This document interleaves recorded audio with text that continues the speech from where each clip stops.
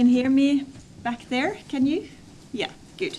So, dear Secretary General, ambassadors, ladies and gentlemen, my name is Kari Osland. I am the director of NUPI, and it is a great pleasure to welcome you all to this special session with the Secretary General of ASEAN, Mr. Kao Kim Hourn. So welcome both to you here today and also those who follow us online. The geopolitical and economic development in the Indo Pacific Area has strengthened Southeast Asia's political importance and ASEAN's role as a regional and global actor. ASEAN has established itself as an important meeting place for countries in and outside the region and seeks to become a platform for cooperation and coexistence by countering geopolitical conflict of interest in the region. ASEAN is at the crossroads of green transition, geopolitical rivalry, and increasing security challenges. The region has a young population, high economic growth, and a key role in global value change, while also being highly exposed to climate risks and great power conflicts. In energy and climate policy, many ASEAN countries are balancing between continued dependence on fossil fuels and plans for a green transition. Vulnerability to sea level rise and extreme weather makes climate security an increasingly urgent issue. Economically, ASEAN is attempting to balance the cross-pressure between the United States and China. At the same time, the region plays a central role in China's Belt and Road Initiative. In terms of security policy, ASEAN's unity is challenged by the conflict in the South China Sea and the emergence of alliances such as Quad and AUKUS. ASEAN still seeks to play a central role in regional security issues and with regard to Myanmar, but this is challenging. At this event, we ask, how do ASEAN countries balance economic growth with climate goals? How does ASEAN handle geopolitical rivalry? What role can regional organizations like ASEAN play in peace and conflict resolution issues, such as in Myanmar? We will now hear from Mr. Kao Kim Hourn, the Secretary General of ASEAN, who will talk about developments in ASEAN, opportunities and challenges for Norway. And after this, we will have Professor Indra Øverland, Research Professor at NUPI, who will give some prepared comments before we open up the floor for questions and answers. But for now, Mr. Hourn, the floor is yours. Please.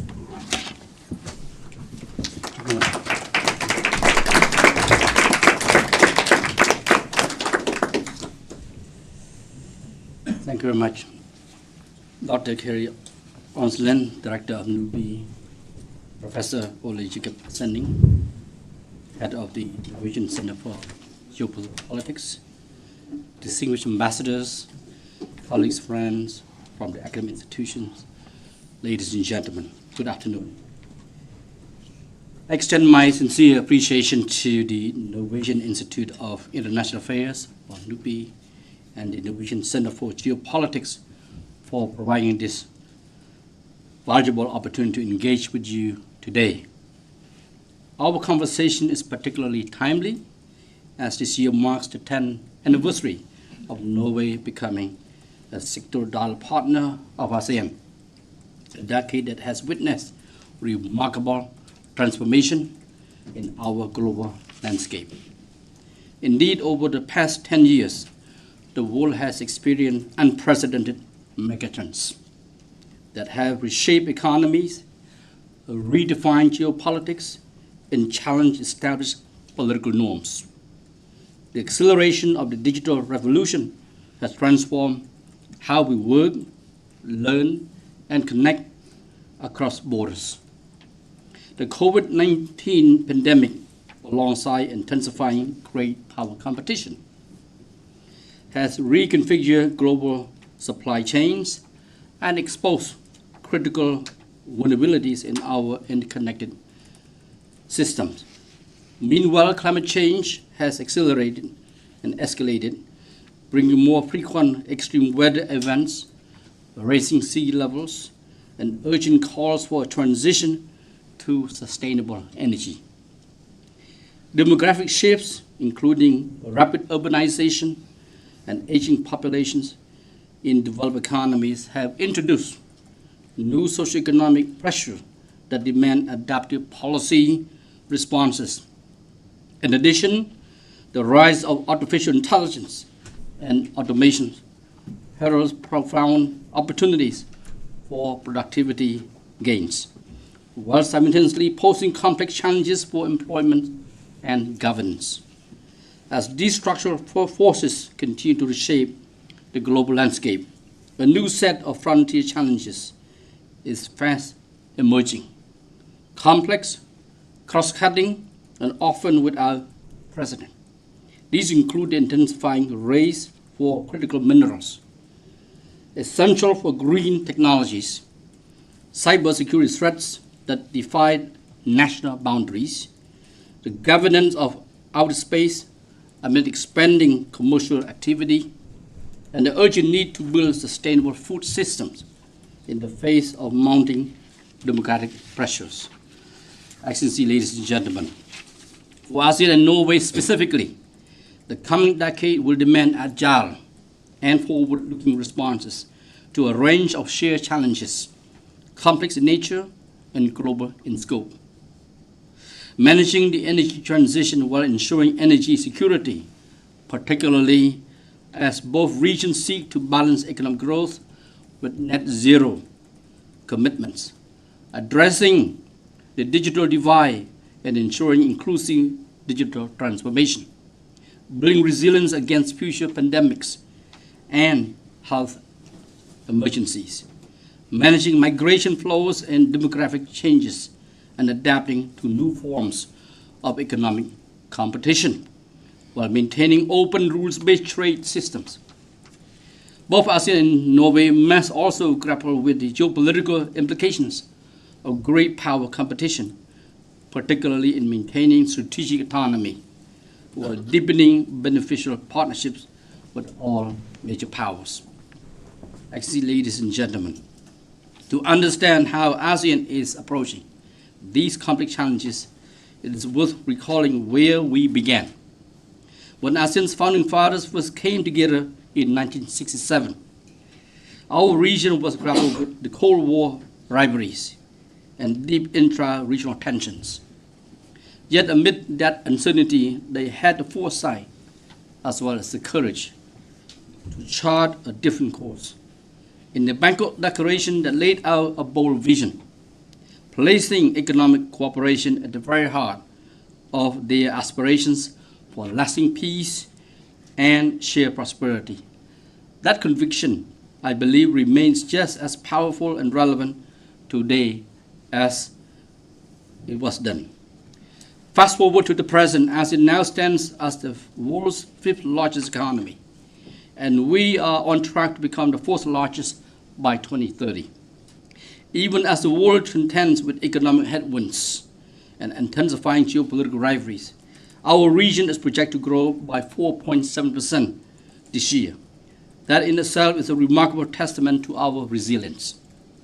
I highlight this because ASEAN's progress has never been a matter of luck or the generosity of others. It reflects a steadfast mindset, our leaders' conviction that every challenge carries with it an opportunity to strengthen resilience, foster innovation, and diversify our partnerships and pathways to prosperity.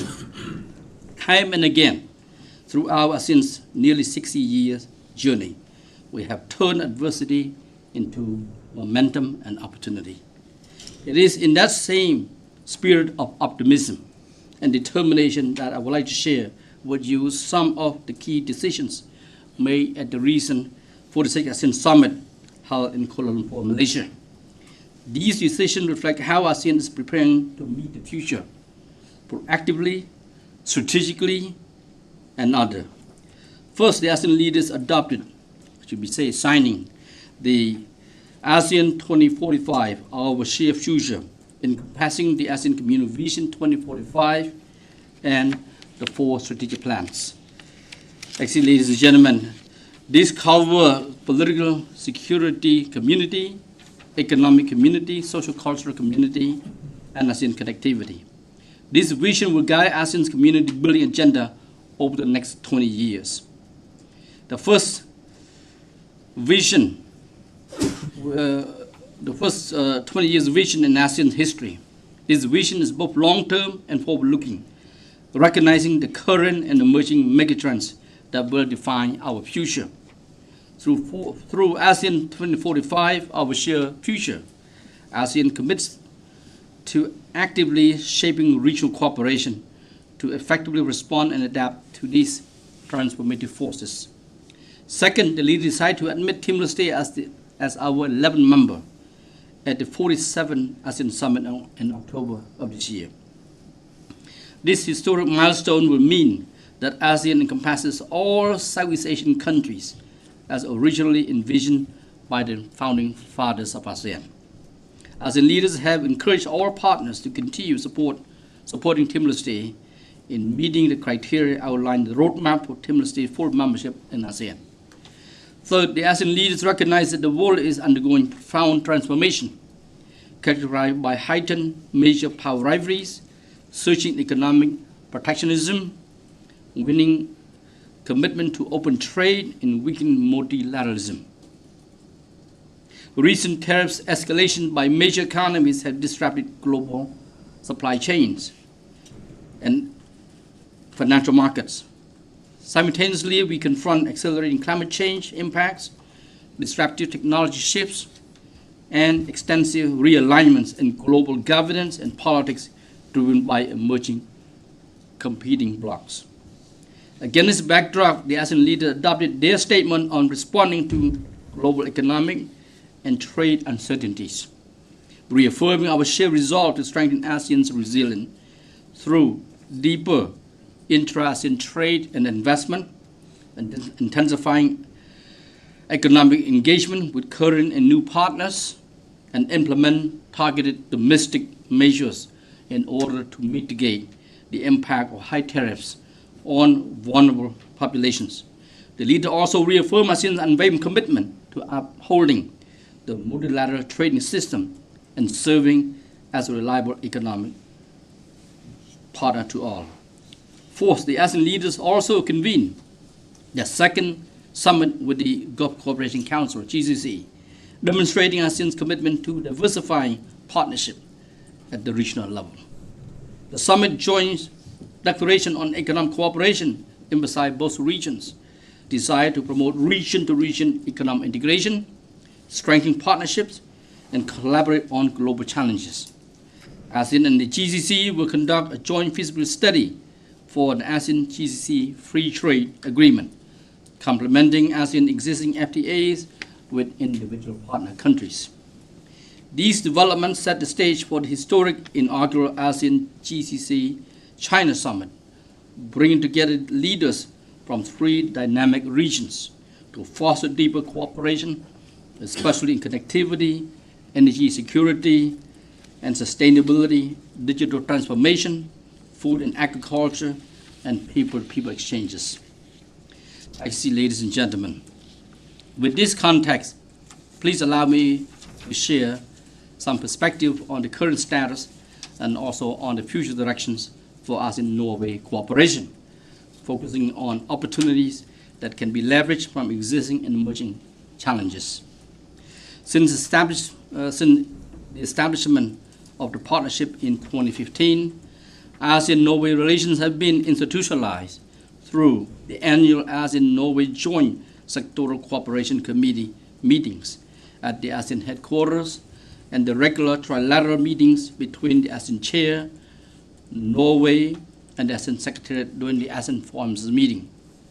The partnership has been further strengthened through key documents: the Priority Plan of ASEAN-Norway Sectoral Dialogue Partnership, adopted in 2017, the ASEAN-Norway Sectoral Dialogue Partnership Practical Cooperation Areas 2021-2025, and the procedure for the Norway-ASEAN Regional Integration Program, NARIP.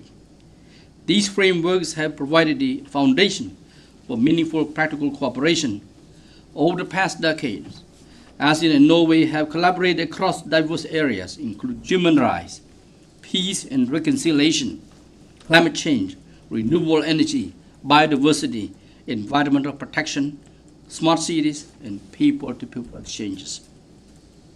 Projects like the ASEAN-Norwegian Cooperation Project on local capacity building for reducing plastic pollution in the ASEAN region exemplify Norway's commitment to working alongside with ASEAN and its member states to enhance the well-being of our peoples. I particularly appreciate NUPI's active collaboration with the ASEAN Center for Energy, ACE, in implementing the ASEAN Climate Change and Energy Project. This project has significantly contributed to the ASEAN Plan of Action for Energy Cooperation 2021-2025, and I'm pleased to note that its second phase will continue until 2026. Norway's contribution to our partnership extends far beyond these specific projects, deriving from the Kingdom's remarkable achievements across the political, economic, and social-cultural spheres that resonate deeply with ASEAN's own values and aspirations. In the political realm, Norway's steadfast commitment to multilateralism, peacekeeping, and conflict resolution, exemplified by the Nobel Peace Prize Committee's work and Norway's facilitation of the peace processes, from the Oslo Accords to the Sri Lanka peace talks, aligns with ASEAN's principle of peaceful settlement of disputes and preventive diplomacy as called for in the Treaty of Amity and Cooperation in Southeast Asia, or TSC. Economically, Norway's successful transition from a resource-dependent economy to a diversified, innovation-driven society, while maintaining the world's largest sovereign wealth fund, offers valuable lessons for ASEAN member states seeking resilient and sustainable development paths. The Norwegian model of balancing natural resource wealth with long-term economic planning and environmental stewardship provides particularly relevant insights as several ASEAN member states navigate similar transitions. In the social-cultural domain, Norway's achievements in gender equality, social inclusion, and quality education consistently ranking among the world's top countries in human development indices, aligned with ASEAN's commitment to building an inclusive people-centered community. Norway's expertise in maritime governance and anti-cooperation also offers valuable perspectives for ASEAN's work on maritime security and environmental protection. These achievements position Norway not merely as a development partner, but as a source of innovative approaches and best practices that can enrich ASEAN community building efforts. Ladies and gentlemen, in looking ahead, given recent U.S. tariff announcement and ASEAN deep integration into global supply chains, these developments could significantly impact our economies. ASEAN and Norway must remain closely engaged to ensure that shifting trade dynamics do not undermine the rules-based multilateral trading system we both champion. While the ASEAN Statistics Database preliminary data show recent decreases in bilateral trade and foreign direct investment flows, significant opportunities still exist for enhanced economic cooperation between both sides in the future. One promising avenue is implementing the Joint Declaration of Cooperation between ASEAN and the European Free Trade Association, EFTA. Signed in September 2024, we seek to enhance economic cooperation between ASEAN member states and the EFTA states of Iceland, Liechtenstein, Norway, and Switzerland. I am optimistic that stronger ASEAN-EFTA cooperation will yield mutual benefits given our complementary advantages. Should EFTA conclude an FTA with ASEAN, it might also consider participating in the Regional Comprehensive Economic Partnership RCEP, the world's largest regional free trade agreement with 15 participating countries. RCEP's open and inclusive nature allows interested economies to exceed, even without participating in initial negotiations, potentially offering expanded market access and enhanced supply and value chain development. In looking ahead, I wish to emphasize that ASEAN external partners play a crucial role in implementing the ASEAN 2045 and our shared future through cooperative projects and programs that support ASEAN community building and strengthen regional resilience. With the vision position ASEAN as the epicenter of growth and stability in the Indo Pacific, it is essential to align these partnerships with ASEAN's broader strategic frameworks to maximize impact. In this context, the ASEAN Outlook on the Indo Pacific, AOIP, adopted by the ASEAN leaders in 2019, provides a comprehensive framework for engagement with our external partners.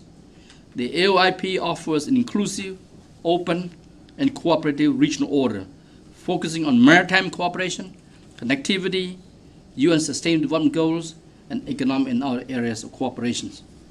Norway's collaboration with ASEAN under this framework can therefore be a meaningful contribution to shared prosperity and stability in the region, and of course also the relationship between both sides.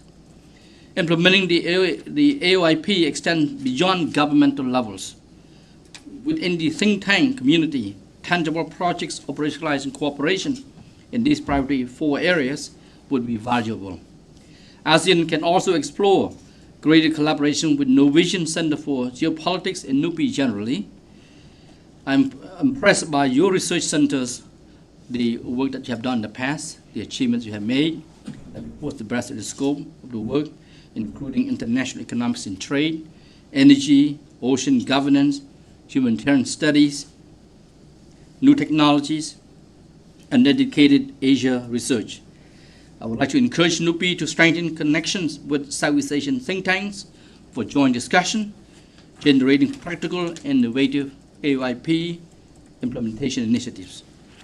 As you see, ladies and gentlemen, ASEAN and Norway are currently negotiating the successor to the ASEAN-Norway PCA 2021-2025 for the new one for the next 5 years, and that's 2026-2030, with Norway expressing commitment to continue cooperation in the areas like blue economy, energy transition, and green and circular economy. I look forward to NUPI's continued support for PCA projects and initiatives that align with both ASEAN and Norway's strengths and interests, and therefore benefiting all ASEAN member states as well as Norway, including as well our new member Timor-Leste. In this area of mounting pressures and the multilateral trading system, as well as global governance, ASEAN and Norway must remain steadfast champions of open trade, rule-based multilateralism, and inclusive regionalism. More than ever, we must strengthen international partnerships to uphold our shared vision of an open, prosperous, and rules-based global order. This cooperation offers a powerful counter to fragmentation and protectionism, demonstrating that enduring prosperity is best secured through sustained engagement and common purpose. As we navigate an increasingly complex and rapidly changing global landscape, the ASEAN-Norway partnership stands as a model of principled, forward-looking cooperation. Our mutual commitment to sustainability, innovation, inclusivity, and multilateralism must continue to guide our joint efforts, from energy and digital transitions to managing geopolitical shifts and economic uncertainties. Our goal must not be only to respond to global change, but also to shape it to our mutual benefit. Let us therefore work together to build a more resilient, interconnected, and equitable future, one where ASEAN and Norway, as trusted partners, contribute meaningfully to peace, stability, and shared prosperity. With this spirit of cooperation, I'm confident that the next chapter of our partnership will be even more dynamic, impactful, and enduring. I thank you.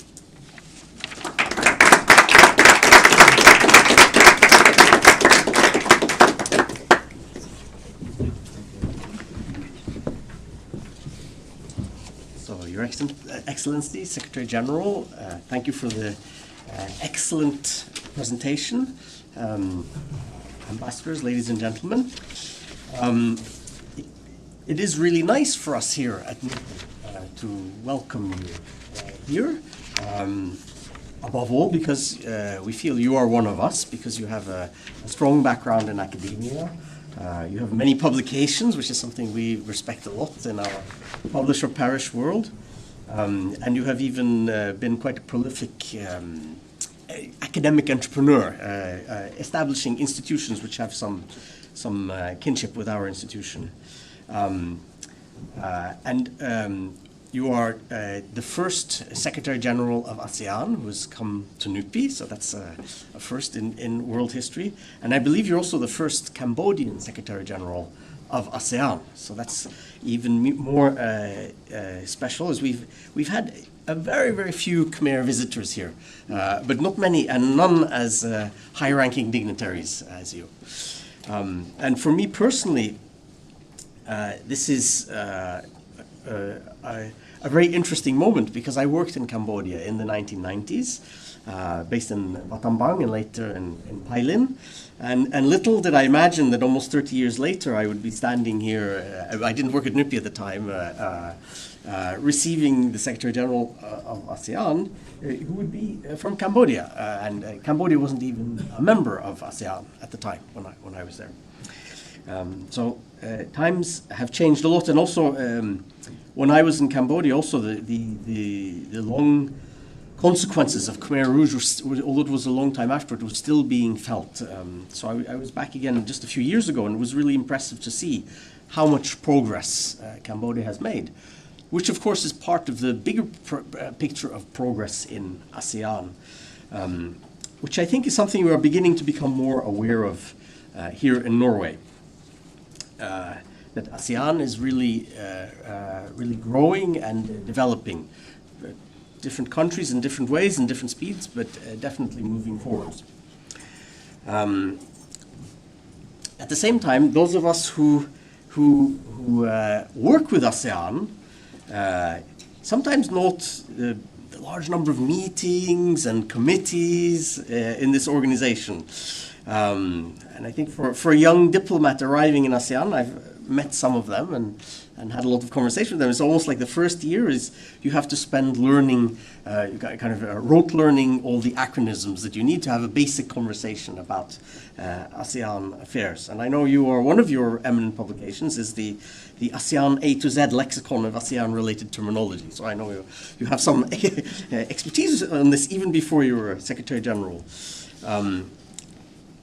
And some also sometimes lament the slowness of ASEAN. Why doesn't ASEAN do something about this or something like that? Why doesn't ASEAN solve the crisis in Myanmar, for example? What is ASEAN doing about the South China Sea, and so on? And for some, it's tempting to compare ASEAN to the EU, which is obviously much closer for us and which we are very closely connected with in Norway.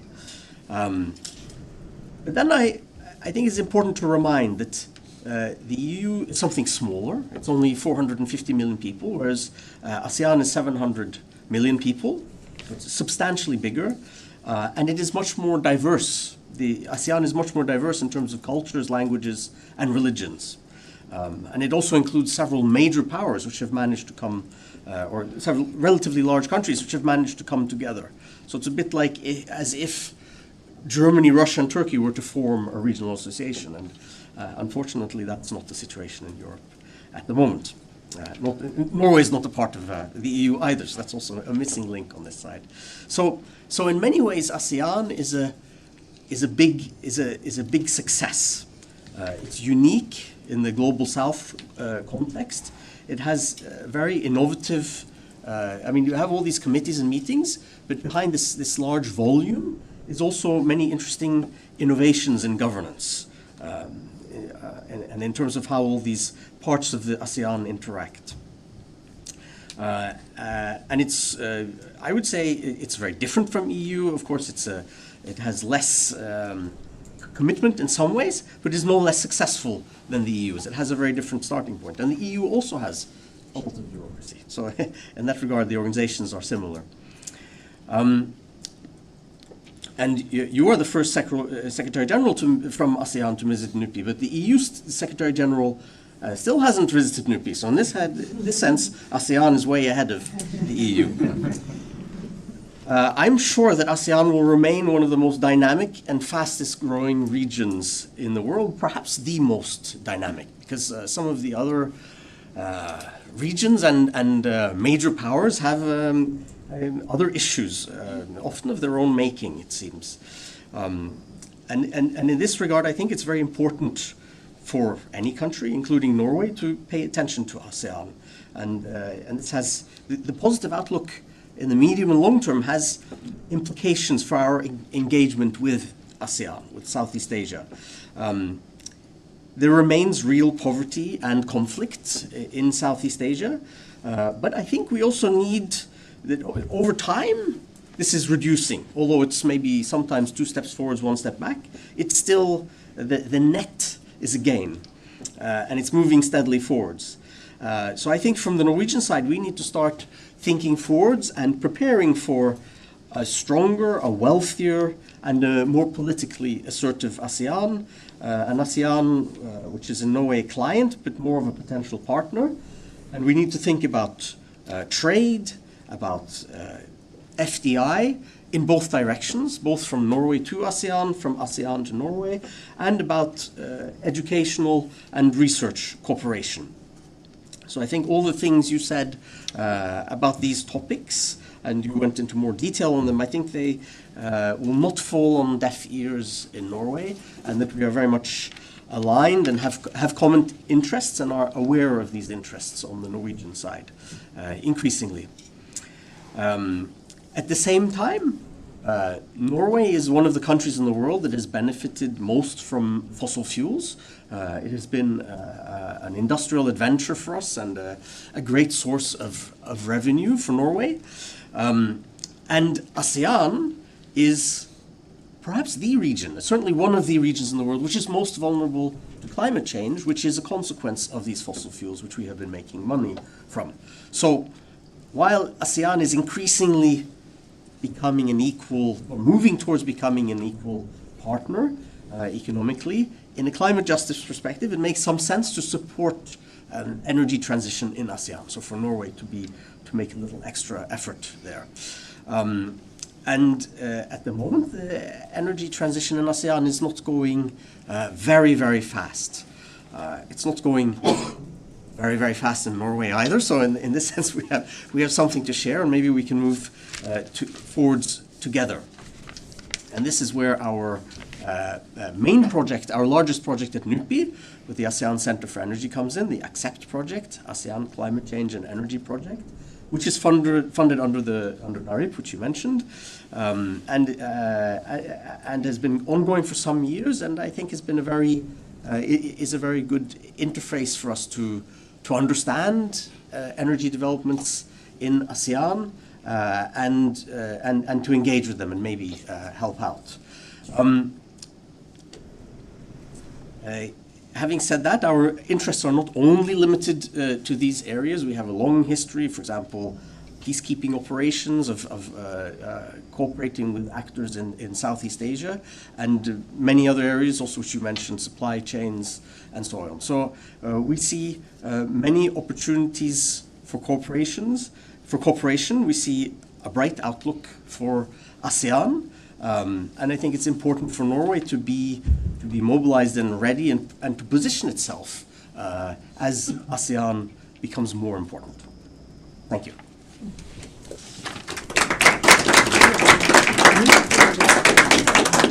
Thank you so much to both of you. This was very interesting. I would now welcome you up, both of you, to the stage so that we can open up the floor for questions and answers. Please, you can stand here, and if you want to stand by the same table or in between. I see that time is running quite fast, so I will open up immediately if there are anyone. Otherwise, I will ask myself, but I have one here already. So please, if you could state your name and institutional affiliation before you ask your question, please. Thank you. Professor Øystein Tunstad. I work at the Norwegian Defense University.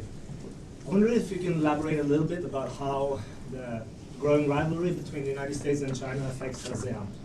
So what kind of mechanisms have ASEAN developed to manage this kind of growing rivalry? Is there a strategy in ASEAN, or is it just like ad hoc model to types of mechanisms? Thank you. Okay, maybe, is it okay if we Yes. take one more at the same time? There was a lady there, I didn't see quite. No, okay, so Arne. Okay, so I'm Arne Melchior, Senior Research Fellow Emeritus at NUPI. So I'd like to ask about the trade relations of ASEAN. I used to say that Asia, except China, is bigger than China in terms of trade and industry, actually. So it's a very important region. It's very good that EFTA and Norway has all these free trade agreements with several ASEAN countries. And but my question is also about the trade war, what happens. And you mentioned the possibility of non-Asian countries joining the RCEP, which is China, where China is part. And recently there has been a debate on integration options facing Trump. So, for example, of course, UK has already applied for membership in the CPTPP, where some ASEAN, but only a few are members. Last week, the former Trade Commissioner of the EU, Cecilia Malmström, suggested that the EU should apply for membership in CPTPP. And I think even some Asian countries have suggested that Norway should apply for membership in the CPTPP. So there is a kind of search for alliances in this new setting with a weaker multilateral system and trade conflicts. It'd be excellent to hear some of your perspectives on this kind of difficulty, because the ASEAN countries are depending on China and many also on the USA in terms of value chains and trade patterns. So it's important for all of us. Thank you so much. So, Secretary General, please. Thank you very much. Well, first of all, we have been working with both the US and China through our bilateral mechanisms, meaning as in US and as in China, and of course through the ASEAN-led mechanism where we involve all the major powers. With the US, we have the bilateral mechanisms through, of course, through the different sectors, from trade to defense sector, cover many areas, particularly in light of our comprehensive strategic partnership. U.S. has been our enduring partner in the past 48 years. So we're not strangers to each other. We've been working together for a long time. And that's why it's so important for us to continue to make sure that the relationship will continue to grow. Of course, we work with the U.S.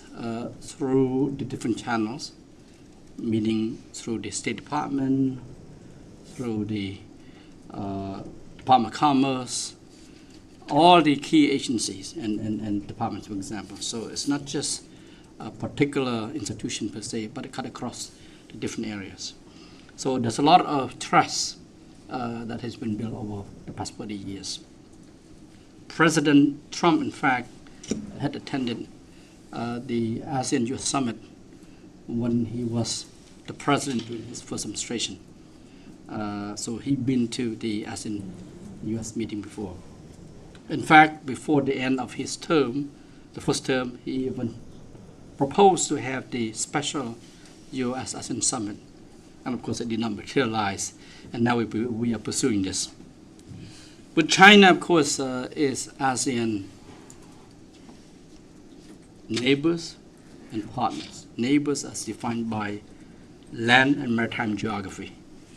We have extensive border between, say, we have 3 countries that have land border, Myanmar, Laos, and Vietnam, and maritime, of course, Vietnam and other ASEAN members, including the Philippines as well. Yes, we have a lot of ongoing activities. In terms of the mechanism of cooperation, China has the most extensive mechanism, meaning that at the moment has 65 mechanisms that we work cut across from A to Z. Of course, also China is our comprehensive strategic partner. So we work through these bilateral arrangements. But of course, also we work through the ASEAN-led mechanism, through the East Asia Summit, for example, where we involve other key countries. Besides US and China, we have Japan, we have Korea, Australia, New Zealand, India, and the Russian Federation in this what we call high-level strategic dialogue. Yes. In addition, of course, we have the ASEAN Defense Minister Meeting Plus, which involved the US Secretary of Defense and other defense ministers cut across in the region, where we discuss extensively not only on the defense cooperation, but also we have the expert working groups looking at the practical matters in terms of how we cooperate in a wide-ranging areas from disaster management to humanitarian assistance to maritime cooperation. So wide-ranging areas that we work at beyond the dialogue and diplomacy. Also through the ASEAN Regional Forum, where we focus so much on political and security issues. So again, this is something that we want to make sure that we focus on conflict prevention and promotion of confidence building and the strategic trust enhancement. This have been ongoing. The last time, of course, you know very well that we had the previous administration were very active in ASEAN, and we expect the same dialogue and, of course, cooperation with the United States, as well with China, as well with other partners. So this, I believe that they will become even more imperative during this period, and of course in the coming years. You know, with the United States, until today, under the current administration, we had 3 meetings already that have been taking place between ASEAN and the United States.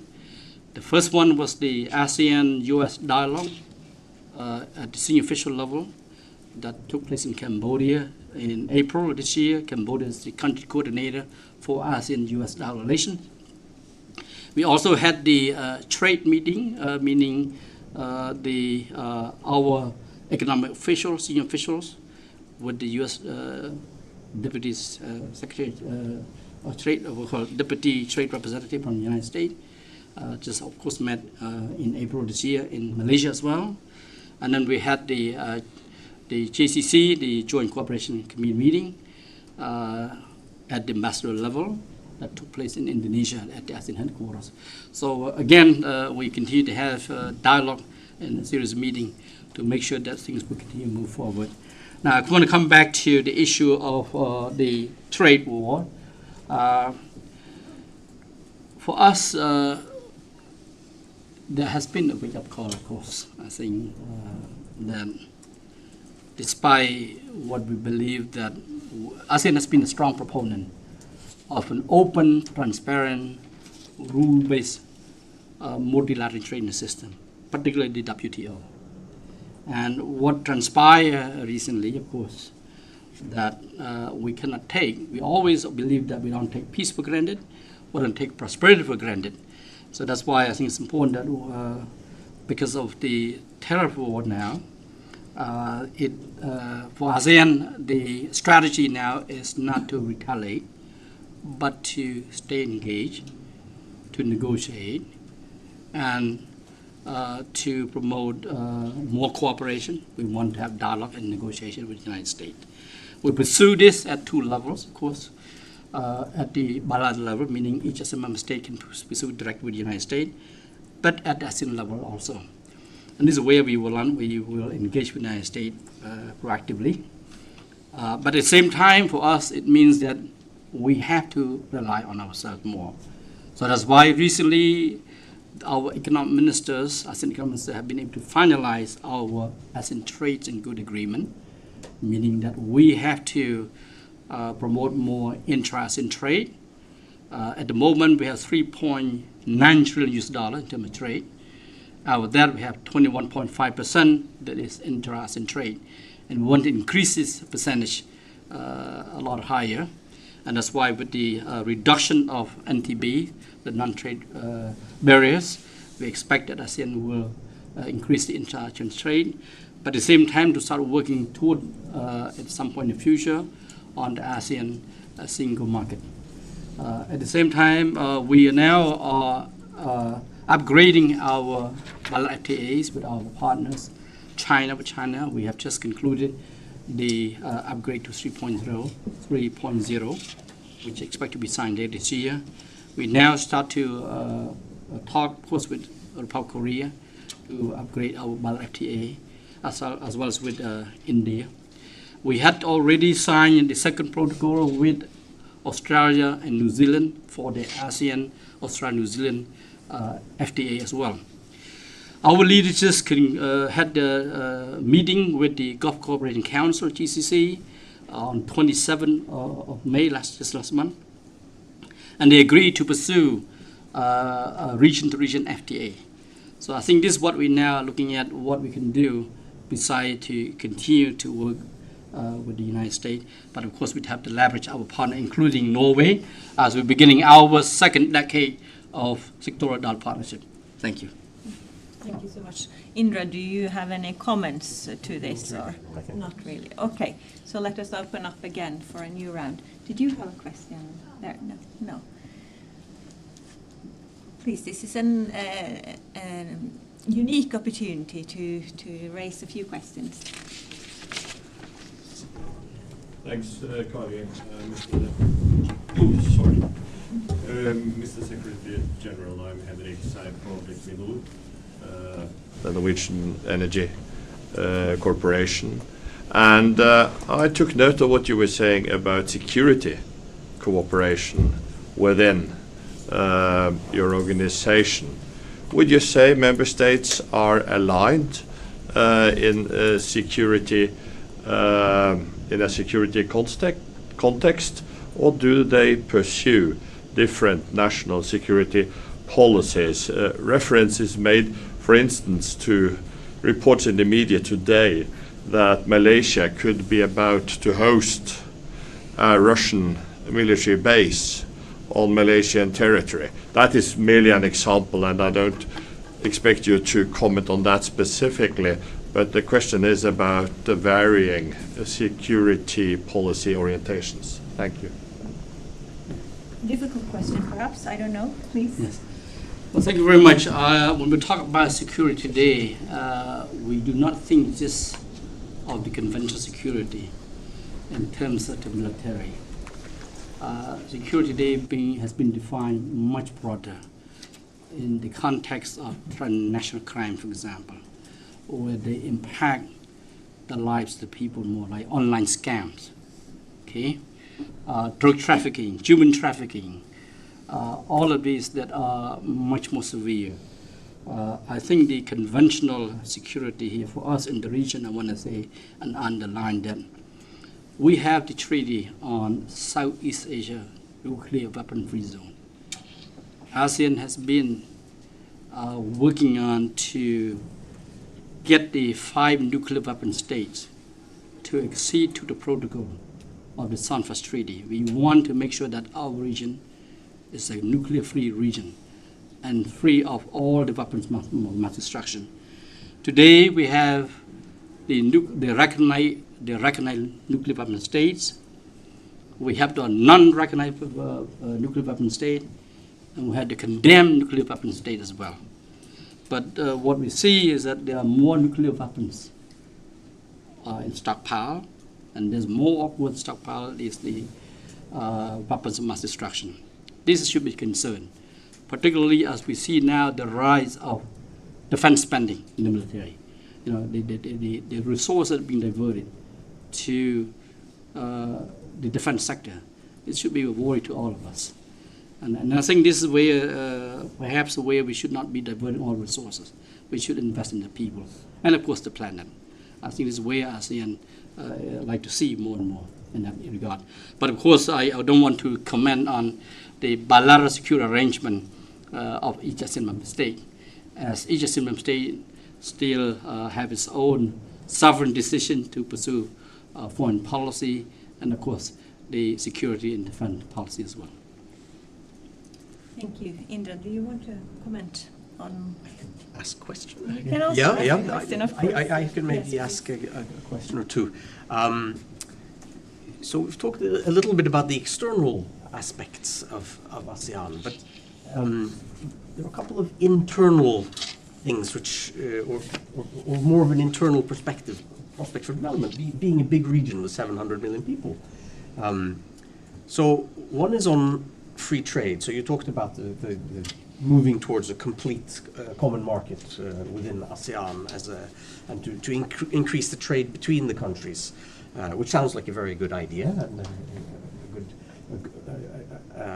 a strategic move to do. But most of the ASEAN countries are quite focused on maximizing exports as their main driver of growth. Similarly to China, similarly to East Asian countries, similarly to Germany in our part of the world. And this has been absorbed by the US basically taking up debt. A large part of it, at least, has gone that way. So as the US is less willing to do that, do you think that the ASEAN countries have the capacity or will or interest to develop their domestic markets? So not to find new export markets among each other, but to strengthen domestic demand in order to absorb more of their production.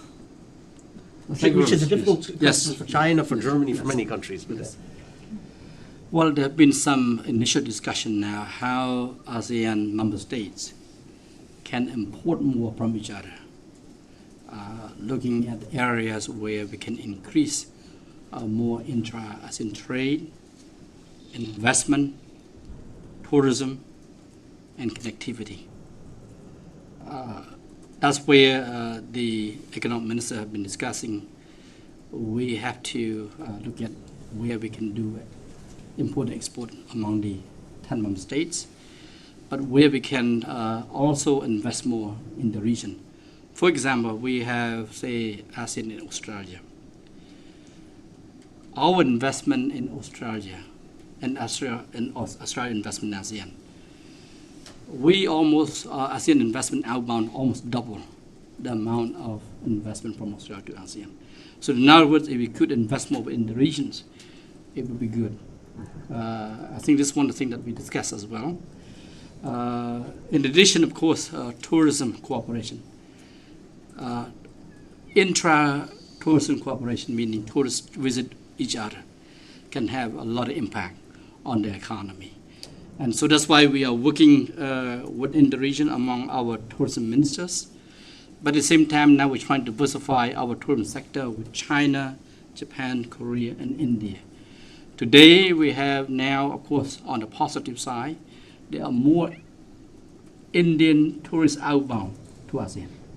The numbers have been rising dramatically.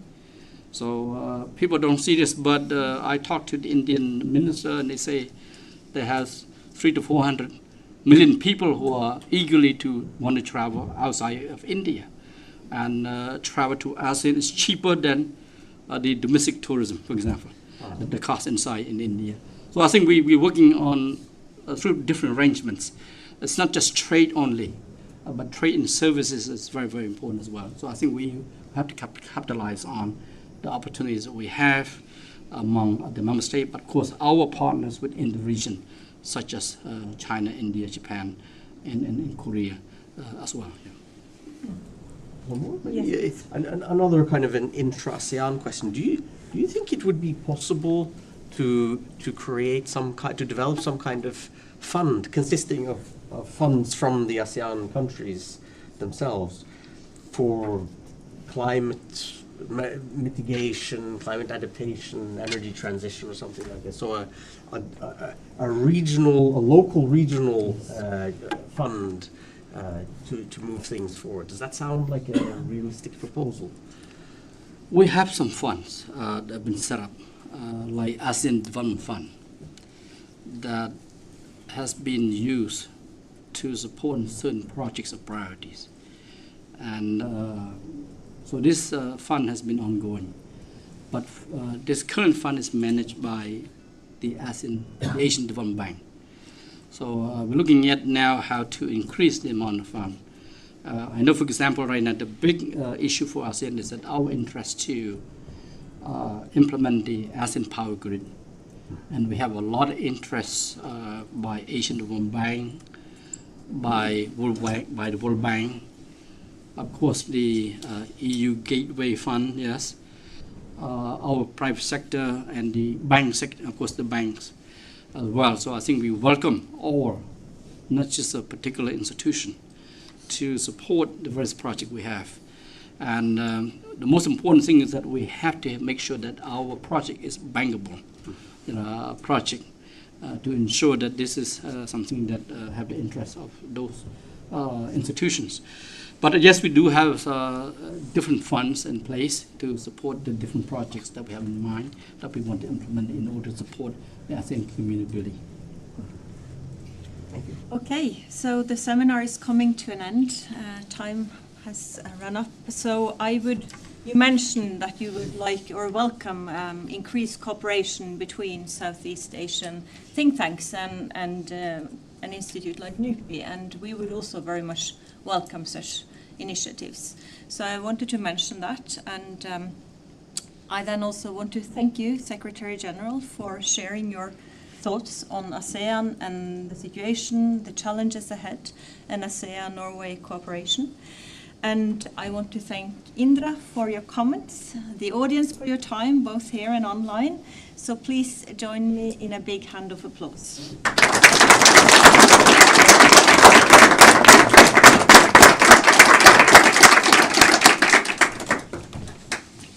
I have to say thank you very much. Okay. Thank you so much. Thank you.